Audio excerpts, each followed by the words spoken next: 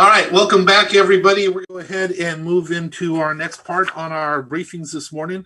Public Works with Loretta Swanson, Utilities and Waste Management. Loretta? Good morning. Good morning. All righty, commissioners. So this morning we've got some reports, more paper shuffling. So we've got a Title VI report that is being submitted. And then a grant application for our Highway Safety Improvement Program. And also, as we transition with Bob Choate's retirement and our new person coming on board in June, we've got some updates for signature authorities and submittals. So with that, we'll get going. Any questions about the annual Title VI report, commissioners? Nope. It's a pretty hefty document and a very important piece of work that we prepare every year in conjunction with our Title VI coordinator. So as you may be aware, Frank oversees that piece, and we need to check in to make sure that we've whether or not we've received any complaints or concerns pursuant to Title VI, and there were none reported this year. And then it's an effort to put together all of our activities to comply with Title VI for receiving federal funds. It's the purpose of this report. Loretta, is there anything that stands out, as we go through these and we read them, unless it's red, there's a red line that shows that there's a difference, we're not going to see much. It'd be really hard to do it without reading last year's and the year before that at the same time. Is there anything that we're supposed to notice in this one? Nothing particularly new. Every year there are improvements, if you will, to the report itself. And I do want to compliment Kelly and our engineering team in that regard. We every year prepare additional reviews in terms of making sure that we're getting messages out to the community that is understood. So you've seen our bilingual announcements, for example, that went out on the projects down in Shelton Valley. And it's just making sure that we're communicating in a means that's inclusive to all of our residents in the community. Okay, what else you got? Next up, Mike's got the Highway Safety Improvement Program grant application. This is a biennial grant that we apply for and typically receive on the order of about $700,000 to $800,000 in highway safety funds. And Mike can give you some details on what it is that we're submitting this go around. Good morning, commissioners. This is the 2021 Highway Safety Program grant. This year we're going to focus on guardrail locations, new guardrail locations based on our accident reports and stuff. So we're going to, let's see, new guardrail replacements, replacement of some old guardrail, bridge retrofits. There's like 16 locations of bridges that we'll be doing new guardrail systems on. We're also applying for reflector panels to go on the stop signs and our curve signs. You see those on the DOT where they have the high reflective panels on the post itself.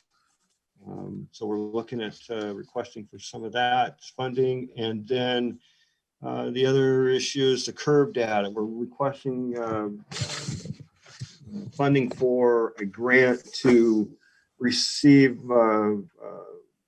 this software program and hardware program that will actually do what they call ball banking. Ball banking of a curve is basically determining whether the curve needs to be reduced speed sign applied or chevrons or any other signage. So if we can get that information for all of our 08s, 07s, and our 09s, we have information to revamp our signing program.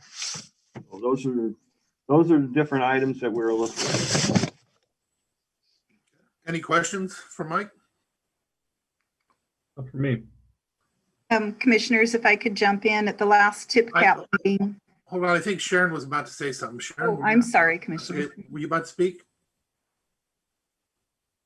You're muted. I just said none from me. Okay, I can read your lips enough to see you were speaking, not what you were saying. Thanks. Go ahead, Loretta, sorry. Oh, no problem. I just wanted to mention at the last tip cap meeting, the tip cap members voted to recommend submittal of this application. Thank you. You're welcome. Okay, what else you got? Okay, next up, Richard. Good morning, Commissioners. Good morning. All right, so as Loretta alluded, Bob is retiring.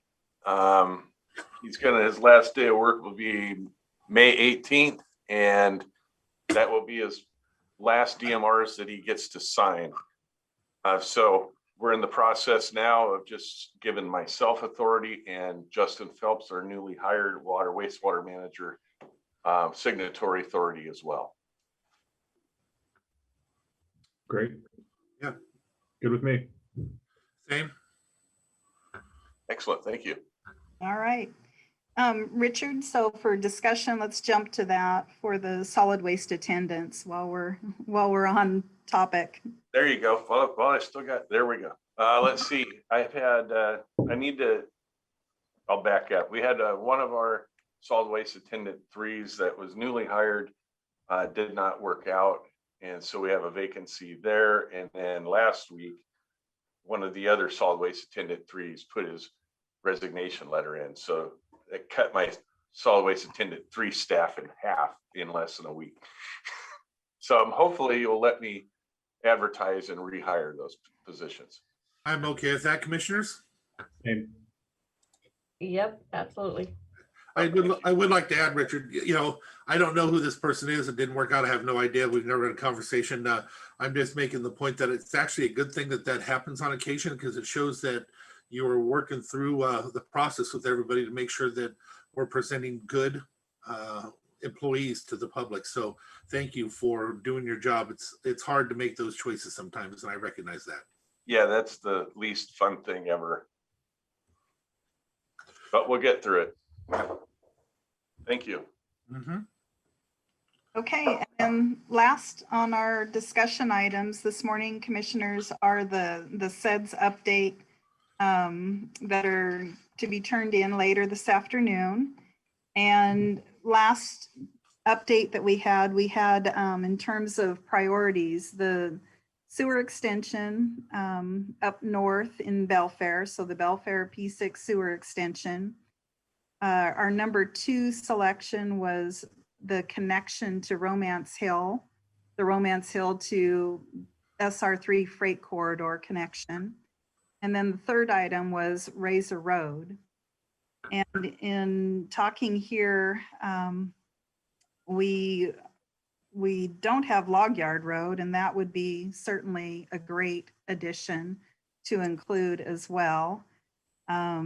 We also have some utility submittals to consider for commissioners, and one would be continuing on with our transfer station upgrades. So both at Eels Hill and Commissioner Netherland, we've talked about the need to take a look at site improvements to the Belfair transfer station as well. So those are 2 additions. You're including scaling at that as a site improvement? That could potentially be a site improvement, Commissioner. First step would be a feasibility, basically taking a look at what's possible given the size of the facility and basically a layout. But yeah, scale would be a wonderful thing. And then Richard, you also have some potential sewer and water projects as well. Yes, yeah, that's true. One would be the upgrade of the control system and monitoring devices at Belfair. that would greatly enhance the efficiency of the plant, its capabilities of being resilient through different situations and seasons. Another would be we plan on doing some I&I discovery work here very shortly in Allen to help improve the situation with the trailer perk pump station, and being able to possibly have funds on hand to make the necessary spot repairs if we find them within our own system that we're responsible for.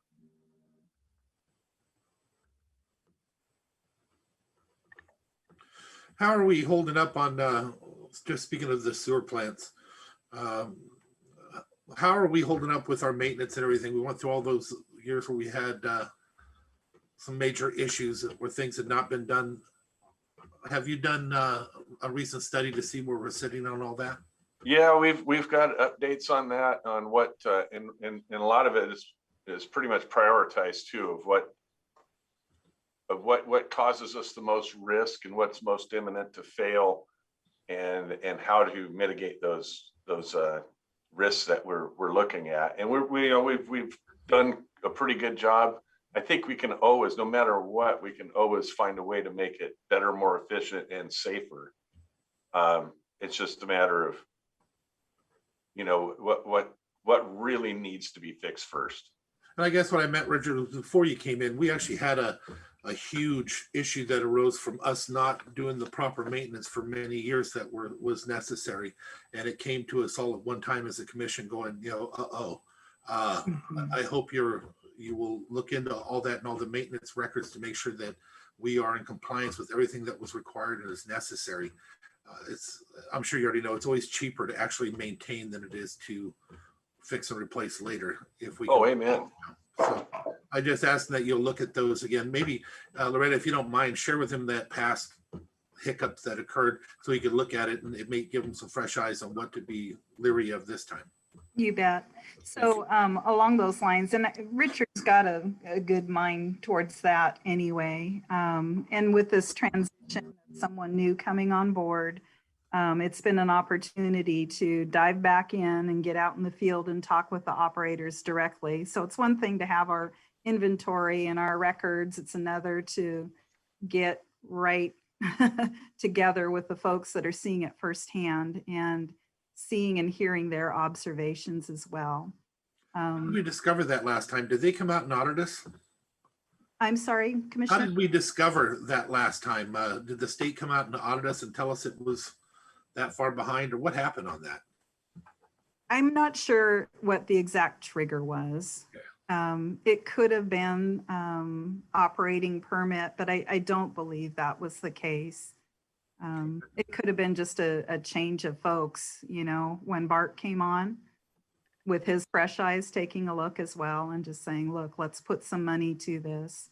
And between Bart and Jerry, they said, we really need to program money and get it. No, it was much worse than that. We were being told we had to do certain things. So then that would be permit compliance. yeah, when you go over the records again, that'll help us so that we don't have that happen again. Yep, Yeah, no problem. absolutely. I'll reach out to Dynas too. Okay. Commissioners, any questions, comments? Yeah, just a quick question for Loretta. On the items that you're proposing we add to the SEDS list, I'm in agreement. I think they're good projects. I'm in particular excited about the transfer station projects because that's been something that we've been chasing for quite a while. Yes. What's the breakdown of, the SEDS list is basically broken into two parts, shovel ready and planning. How many of what you're proposing would be ready for work, and how many still need planning? It sounds like maybe the transfer station stuff still needs a little bit of planning, but what's the breakdown? Yeah, you're correct, Commissioner. Those would be more of a planning level type project. The sewer, that would be basically on the hunt for any grant funds, if you will. That's shovel ready. So it's converting loan to grant if possible. Or taking advantage of some funds there. Romance Hill and Log Yard, Romance Hill certainly is more shovel ready than Log Yard, although log yard will be shovel ready, say within another 6 months or so, certainly within the time frame of the SEDS list and funding abilities. Razors, definitely still in the preliminary engineering phase, so that's not shovel ready. And the Belfair controls, I believe, Richard, that would be considered fairly shovel ready. Yes, we've Yeah. identified what's necessary. Yep, yep. That would be good to go. And North Bay, I think would be relatively close to shovel ready because we are planning to do the smoke testing here in the near future, and that will tell us within the next 3 or 4 months or so what a project would look like. Okay. And then, I guess the other follow-up to that all is we just received an email last week from Senator Murray's office, soliciting projects. If there are any projects, commissioners or Loretta, Richard, that make sense to submit to that process as well. It seems like this would be a good time to do that, just first because they're asking, and second because you guys are already dug in on putting things together for the SEDS list anyway. So Right. potential to double our opportunities without having to necessarily double our workload. Yeah. Loretta, one thing I haven't heard you mention is we have to be running on a capacity issue at North Bay with all the building that's been occurring. We must be, because we were already talking about a capacity issue several years ago before we ever had this big explosion on building. Yeah, so Richard and I were also discussing a general sewer plan update for North Bay as well. We're not quite there, but we want to be ahead of it. Well, and I hate to throw things in that's going to make people angry, but I want to let everybody know we probably should still be discussing some type of connection between, not necessarily hook up one to the other, but connections with the properties between North Bay and the Belfair system.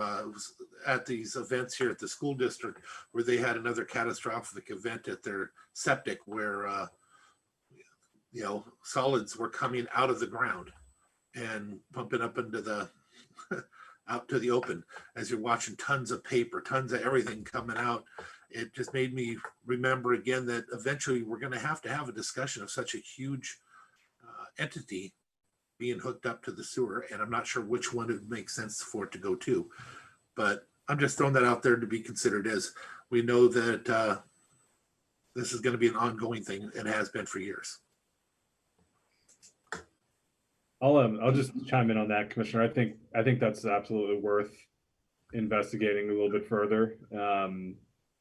How that looks ultimately, is probably to be determined. But the school district is growing, and with the freight corridor coming in, we don't know what effect that's going to have on growth more broadly. But it seems to be pointing, the arrow seems to be pointing up, right? So I think we should be looking into that sooner rather than later and figuring out what makes sense, because it's not going to get easier to do, that's for sure. And if we give plenty of time, there's an opportunity to go for grants for them to do the hookups if the more time that we give them. But on top of that, I'm going to throw out, we are looking at Razor Road connection, which would come out of Highway 3. And if we were to talk about having extensions to systems, it would make sense for that area also to be in the system, so that maybe perhaps the urban growth area might change to that area that could be developed for housing right there. It's a huge area if Razor Road was to open up. Yeah, and Commissioner, that's, I guess, what I was thinking as well, that would likely trigger conversations about the urban growth area as well. And Commissioner Schutte, I'm sorry, we've talked a little bit also about sewering or relooking at sewers for the Hoodsport community, or at least a general plan update, or looking at facilities and feasibility there. Is that something that we should be including on this list as well? That's a great question. So Commissioner Nevlin, I'll see your connecting the two sewer systems might make people angry and raise you a let's talk about sewer and Hoodsport making people angry conversation. Two sides of the same coin, I think, in that regard. Here's the deal there. I don't know that it should be included in this SEDS list. Okay. I do think that there is a demand to relook at that, in particular from the business community in, I'll kind of call the downtown core of Hoodsport. The port has struggled with their bathrooms. They went through a surplus issue or a decision here recently, and there are some things that are changing with how the bathrooms there are going to be operated, and just the geography there makes it difficult for septic systems as they age to be replaced and maintained.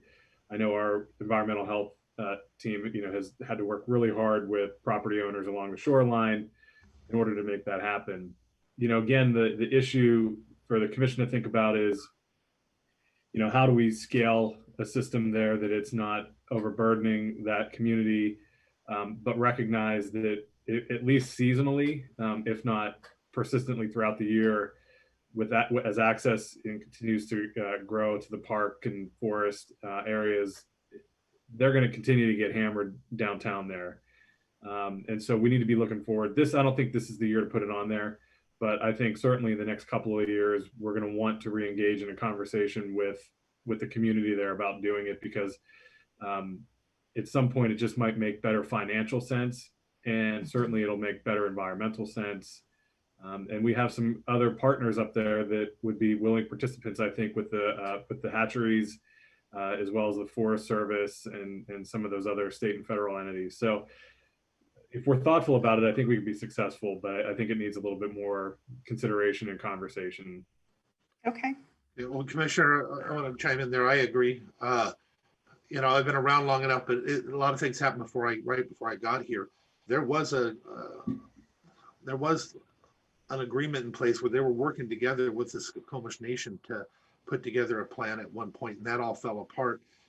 You have areas out there where a large amount of people are living that are failing horribly, and it's not just right on the water. It's amazing that we've allowed it to even continue, because when it does rain, it does flood there, and the sewage does come up. It's pretty bad. That area is growing. Whether anybody likes to admit it there or not, there's a lot of action happening out there in the real estate market. A lot of those people up in the Cushman area are now becoming full-time residents where they weren't in the past. So with all that being said, maybe one of the considerations might be to talk with the Skokomish tribe again about some type of partnership, because it's maybe cheaper to do an expansion and reconnect wherever it went broke. So as I said, that happened before I got here, but it was a real item. They were pretty mad at us, and I don't know what it was, but maybe you can reach out and have that conversation. I think the commission should empower you. It takes two of us to do that. Should empower you to start to begin to have those conversations, so that we can find out if we could save money in the long run, and that may be an opportunity that we hadn't seen. If we could do it for a few million, we should be able to take advantage of it as quick as we could. So you might want to consider putting on the list just so we could take advantage of it if it does happen. You have that money this year from the federal government, Right. several million. If it could go that far for a connection, would be huge. Yeah, and I think if there's consensus about putting it on, that's fine. I mean, obviously, it would jumpstart the conversation. And you referenced the previous work done, probably about 15 or so years ago, maybe a little bit longer, and the ensuing brouhaha over that. It's a difficult thing to engage with. We know that from other sewer systems in the county, but you're right. I mean, there's going to be some money coming in, and it's to the point about connecting Belfair and maybe North Bay, or providing service to the school district. The need isn't going to go away. It's going to continue to grow, and it isn't going to get any cheaper. And so planning now might help us in the long run. So, I mean, if there's consensus, if you feel like this is a conversation that we're ready to engage in, then I would be supportive of putting it on the SEDS list in that planning phase. just to jumpstart the conversation. But Commissioner Trask, do you have any concerns or issues with that, or? No concerns at all. I know it's a huge issue. I've spoken with many of the business owners up there, and it's a big concern. We don't want businesses closing if they, because of a sewer issue. So I agree. And we do have money coming from the feds, and it is for infrastructure. And so if we can tap into that and use some of that, that would be great.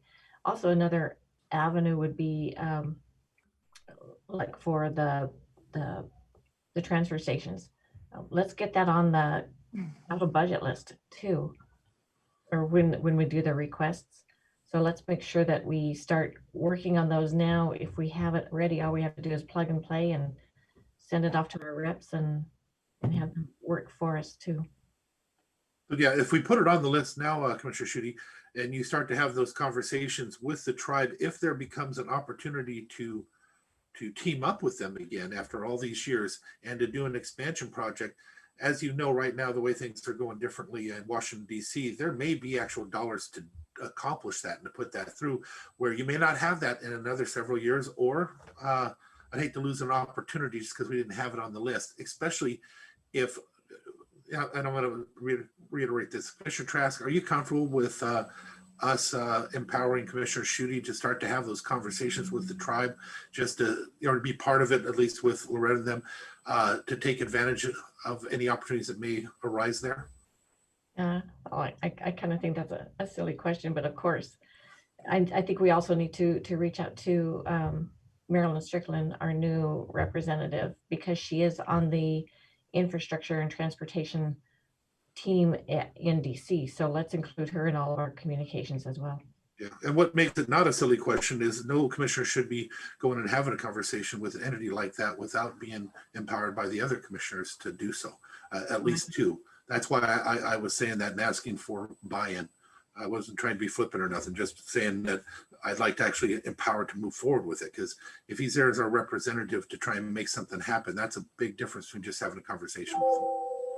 Well, I didn't mean that you were trying to be flippant or anything like that. I was just saying that it's a great idea to work together, and I know that that all of us have the best interest of our county, and so go forth and speak, I guess. Good deal. Let's see if we can pull off something and get some money. And the idea of connecting with Marilyn Strickland is a wonderful idea. That's not her area out there, though. I believe that's No, but she'll carry the water. I'm good. She's on that committee, so let's use our resources. She does represent a portion of Mason County. She and her staff have a fondness, I guess, for Mason County. So let's, kill her as well, but she's on that committee in DC. Well, let's not wash over the fact that you've also created a good relationship with her, you personally, and that brings a benefit to the county for a reason to reach out. Anybody anywhere can do something. If you've got the relationship, which you do, I definitely appreciate it if you reach out and empower this county a little more. So with all that, if you're okay, I think my first step would be to just kind of huddle with Richard and Loretta and talk a little bit more internally about things and chart a course from there. Yeah. But at least put it also on the SEDS list for the beginning process. We're all comfortable with that as well. Sure. Okay. Yep. Right. And commissioners at the department and staff level, we'll make sure that we're talking with the department as well. And I know previously we did get together with Alex, so it's been a little bit ago, but just refreshing our collective memories and thinking about next steps. So great. All right, what else you got for us? Well, I think that is about it. Then just a quickie update on the development review side. We do have a position out being advertised at this time that will help on the development review side of things. But we may be or are already starting to be a bottleneck on the permit process. And Commissioners, we will likely be coming back with a request for using consultant services to at least get us through the hump in some of these larger project reviews and approvals and conditioning.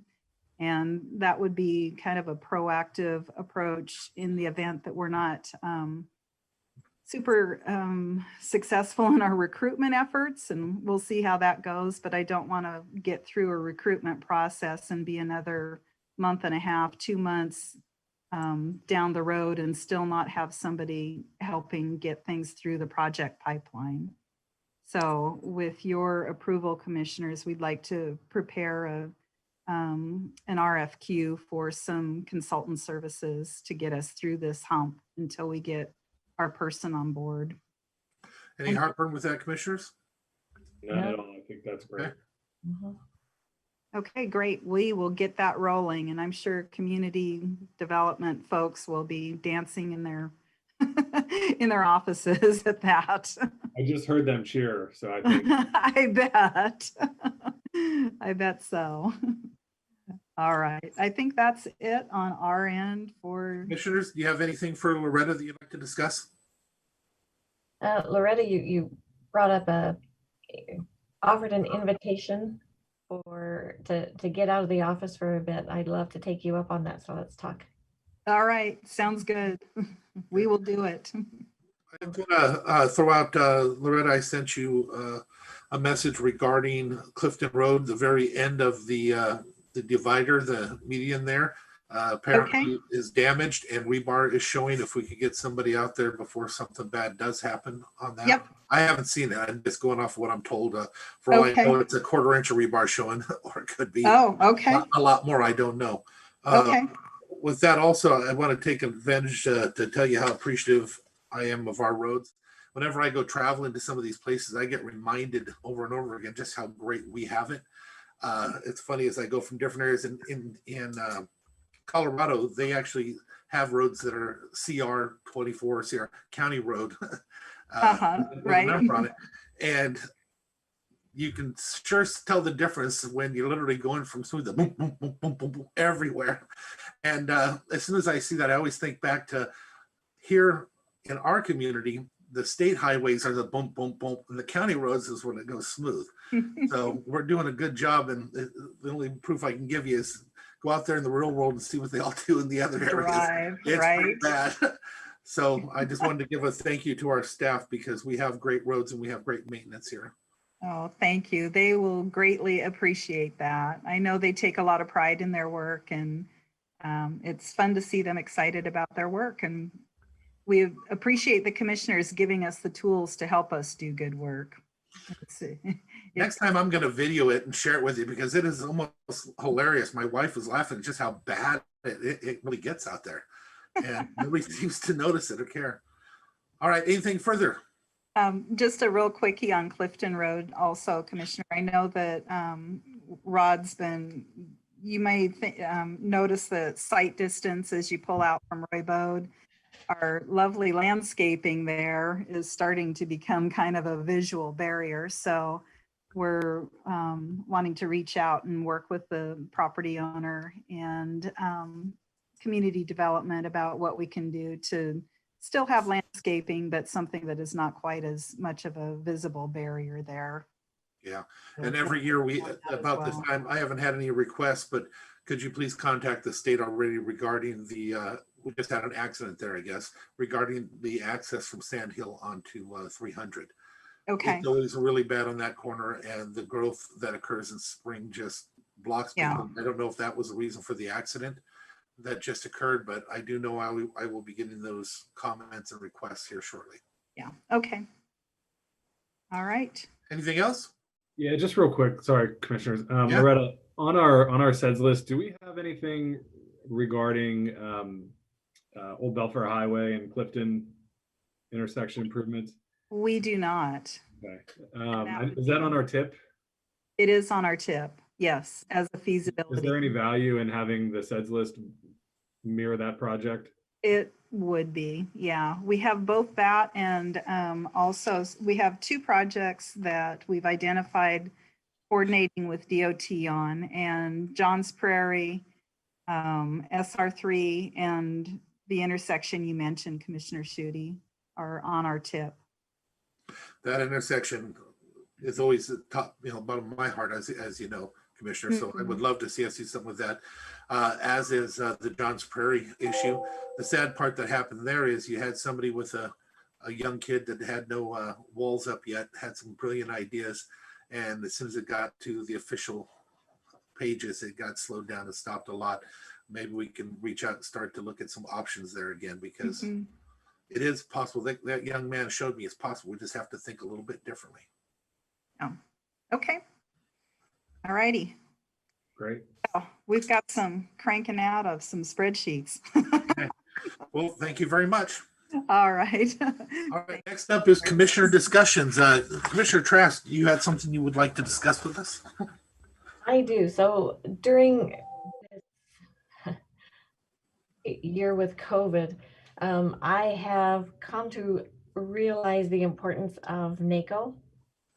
They have been super supportive of all the counties, and they've invited, I believe, all of us to attend some of their conferences free of charge.